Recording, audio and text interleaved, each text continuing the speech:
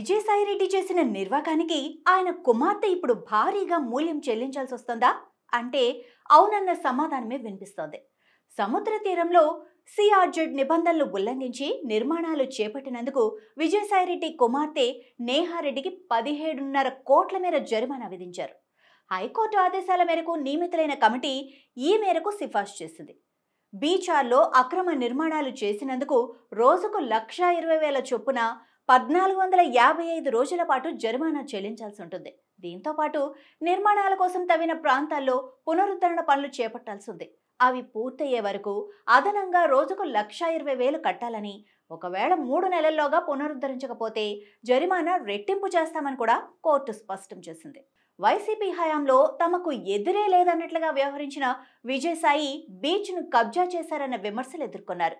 కుమార్తె పేరు మీద భారీ రిసార్ట్స్ని నిర్మించేందుకు అన్ని రకాల నిబంధనలు ఉల్లంఘించారు. బీచ్లో చాలా లోతుగా తవ్వి గోడలు కూడా నిర్మించుకున్నారు. ఇప్పుడు అదంతా నిబంధనలకు విరుద్ధమని, పర్యావరణానికి తూట్లు పొడిచారని తేలటంతో ఆయన కుమార్తెపై ఇప్పటికే కేసు నమోదు చేశారు.